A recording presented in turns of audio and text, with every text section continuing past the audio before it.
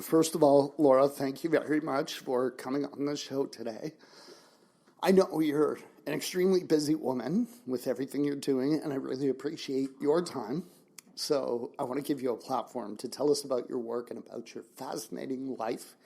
So Laura, why don't you fill in some of the gaps about yourself, where you grew up, how long you've been in the eyeglass business, and how you ended up in Kelowna?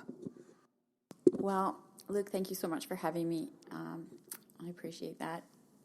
And I guess where I grew up, well, I was born in Hamilton.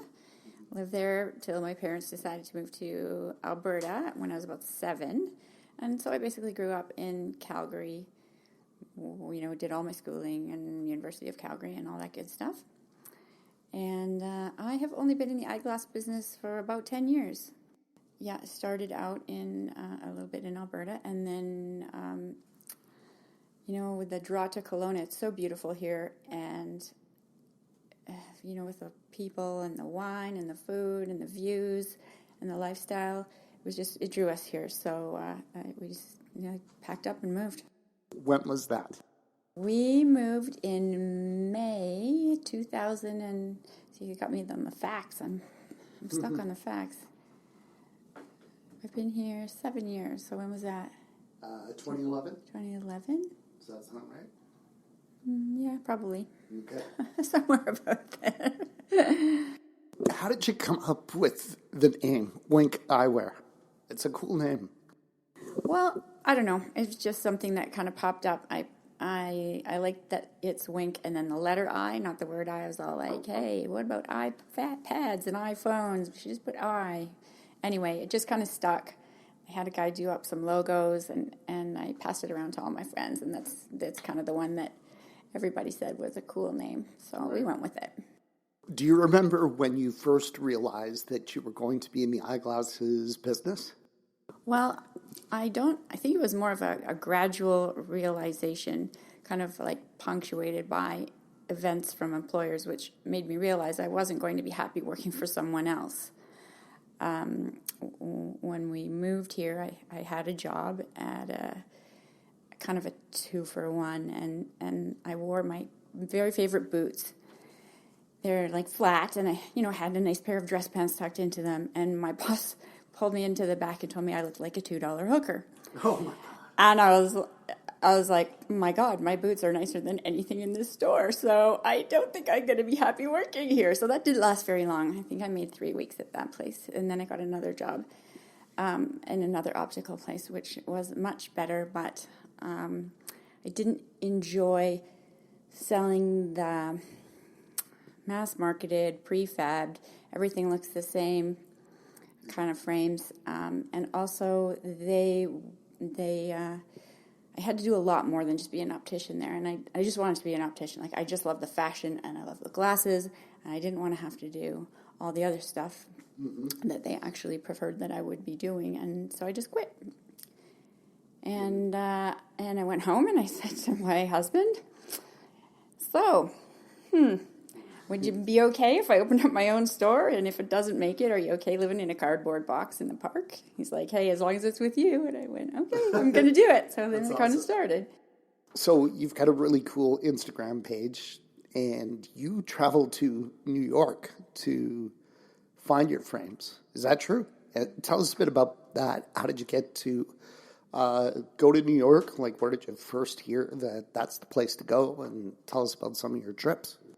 Yeah, so, when you're looking for eyewear, there's so much more interesting eyewear out there than what you just see, like, at a box store at the mall. And honestly, there are small independent designers, and they go to these giant frame shows. The big one is in New York. There's also one in Vegas. We've been to the one in Paris, which is absolutely incredible.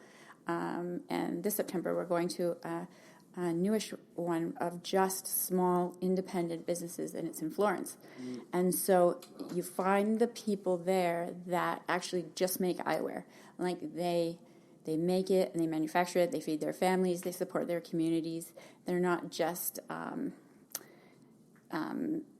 slapping on labels onto a generic looking frame. Like, the stuff is unique, and there's people are out there. You have to look for it, but it's interesting. I love it. And our customers also love it too. They want something that separates them and enhances their personality, and that's what I love doing, is finding that frame. And I'm like, oh, I've got to phone this customer. This will look fantastic on them. I'm ordering this one just for so and so because I know they're going to love it.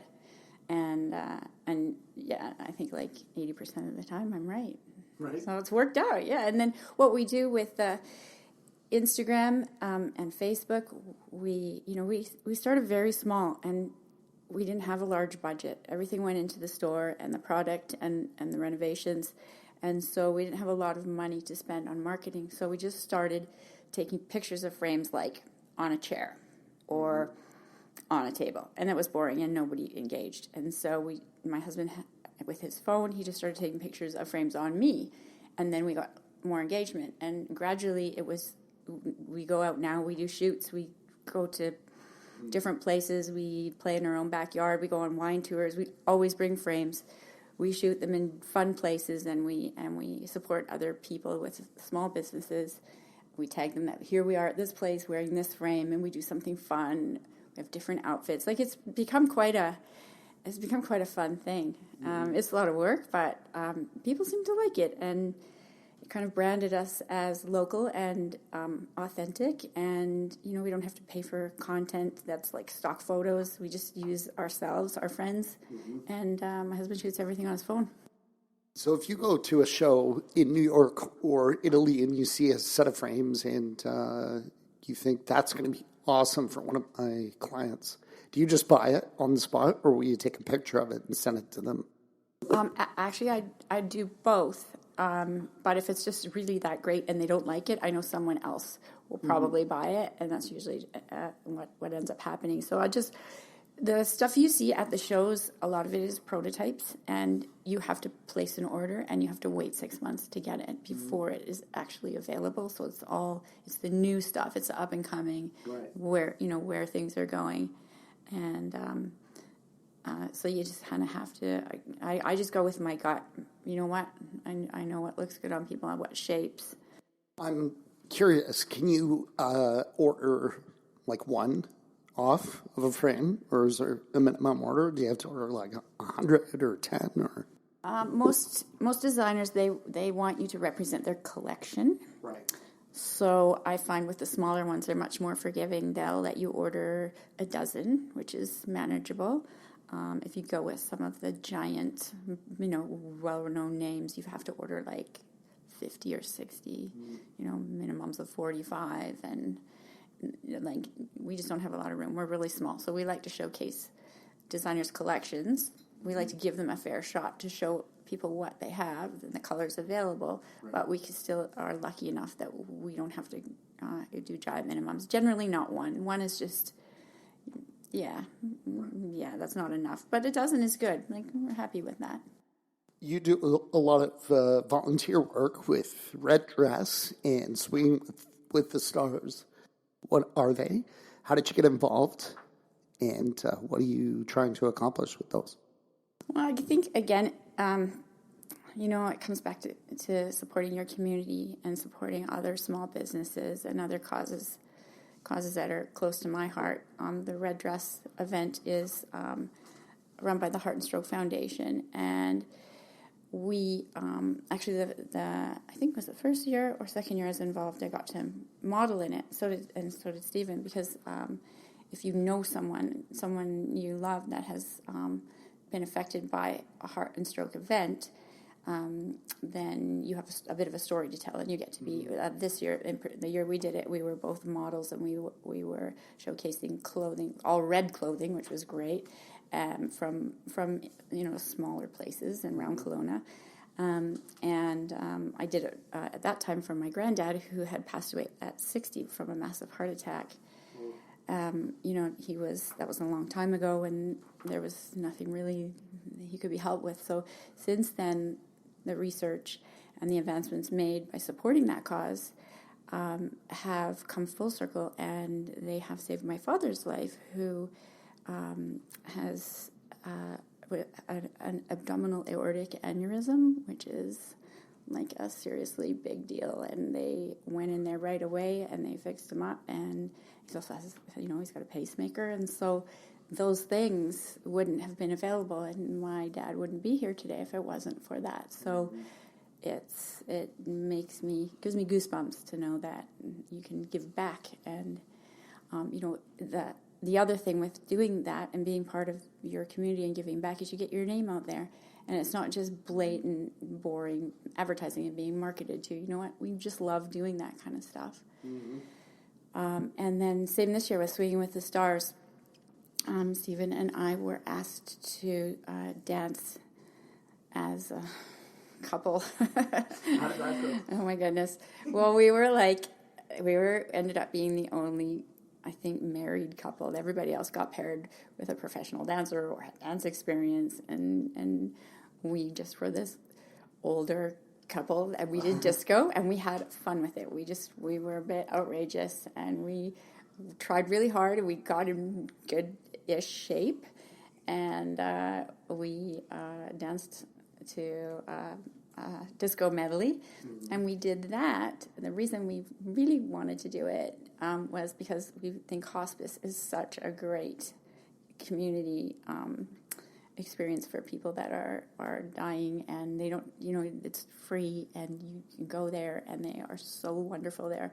One of my very first customers, her name was Renata, and she was just a lovely lady, and she bought her glasses from me, and we had this relationship where she would come in, and we would have coffee maybe a couple of times a month, and we'd go over to the bakery, and she got to be my friend, and she ended up passing away in hospice a couple of years ago.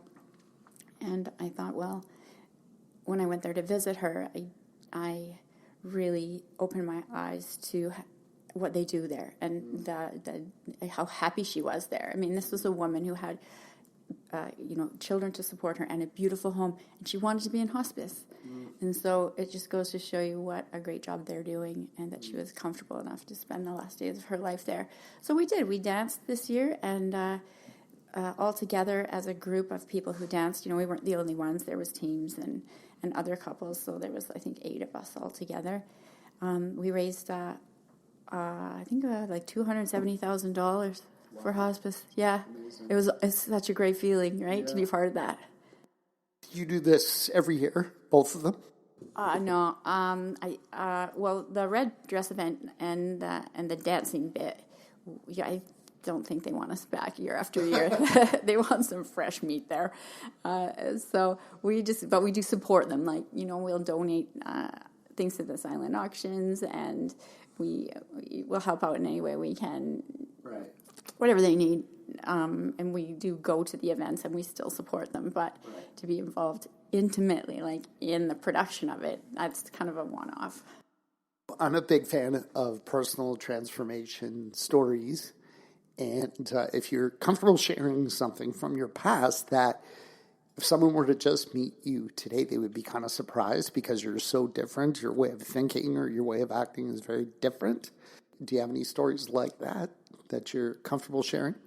I think I'm kind of guarded with my personal life, but without going into a lot of detail, just prior to entering the optical industry, I had a devastating life experience whereby I had to completely rebuild my life from scratch. But that's a whole other novel. If there's any ghostwriters out there, it will be great. But those people in my life who were kind of around to experience and witness what happened, including myself, I can't believe where my life is now as to where it was then. And I want to encourage other women to, if they have to go through this stuff, difficult, life can be hard, right? And it can really take its toll. And I just want to encourage other women to keep moving forward and keep walking through those doors that open for you. You don't have to go back, and you don't have to put up with things that aren't healthy for you. So I just knew that after what I'd been through, in order to keep going forward, I just drew strength from that experience, knowing I could never like lose as much or be hurt as much again. So what would I have to lose? I just jumped in and experienced life in a way that it was actually a bit of freedom for me. So that's all I want to say about that. No problem. If you could go in a time machine and give your younger self some advice in that moment, is there anything you would say to yourself? How you would handle it differently, or to make the process quicker? Time machine, man, I would change a lot. But that being said, you can't change what you don't know about, and I think you have to go through things that are uncomfortable in order to learn from them and discover really where your passions are, what you want. So that's a tough question, although there's a lot of things I would like to totally like fly by and try again and maybe not do years. I don't know. I don't know if we'd all be the same people we are now, having not had to go through everything you've gone through to get there.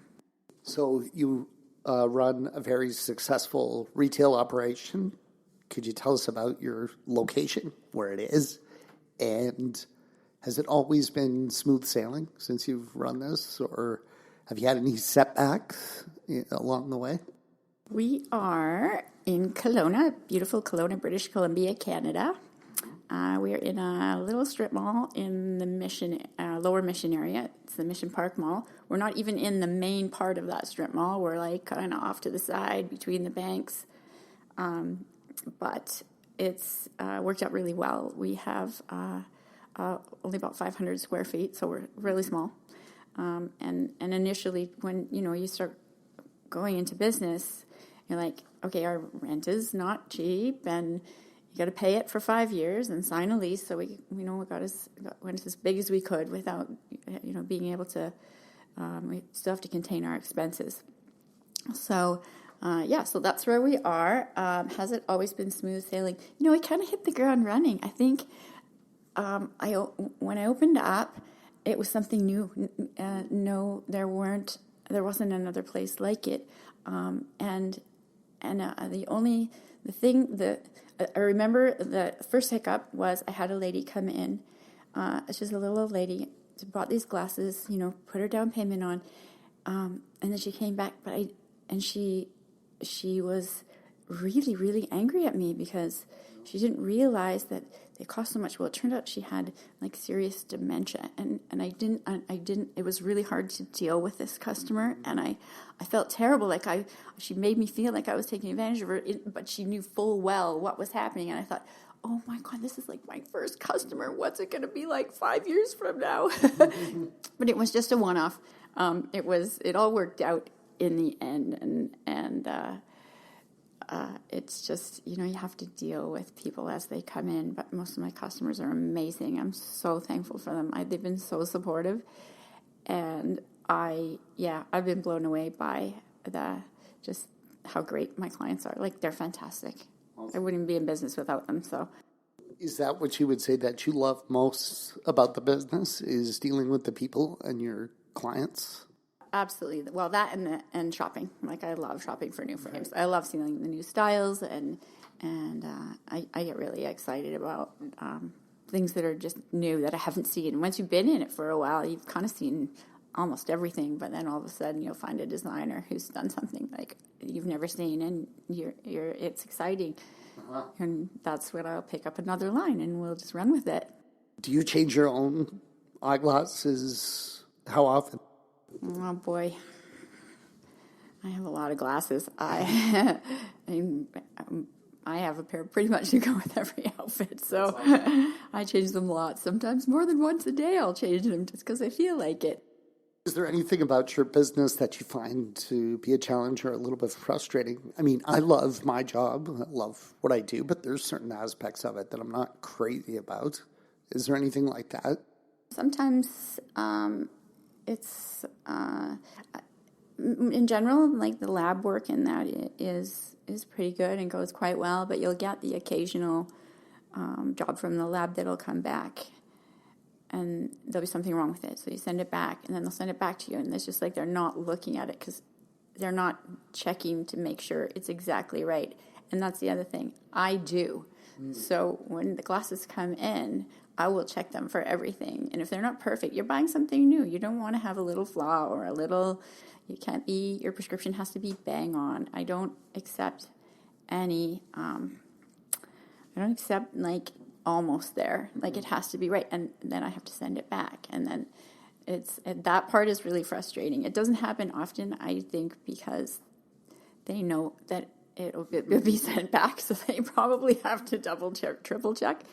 But I guess the other thing that is frustrating is when you find a good line and then a large company buys it up and you something you've loved and has been good and has been small and independent is now being mass produced cheaply and marketed hugely, and you watch the quality of it go down, and you see it get marketed online, and you're like, I hope everything doesn't get gobbled up. I hope there are still some small independent people that'll fight the good fight and go for quality and interesting designs. And so, Laura, I want to put you on the spot now. Can you think of someone in the city of Kelowna that you find to be a fascinating person and who you would love to see come on this show in the future?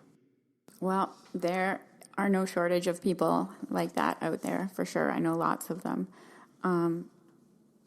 Kelowna is just filled with brilliant people that have great ideas and amazing business sense. So I think just off the top of my head, my friend Michael Levine, he has a company called Time Brokers that he started, and it's very interesting how he got into that.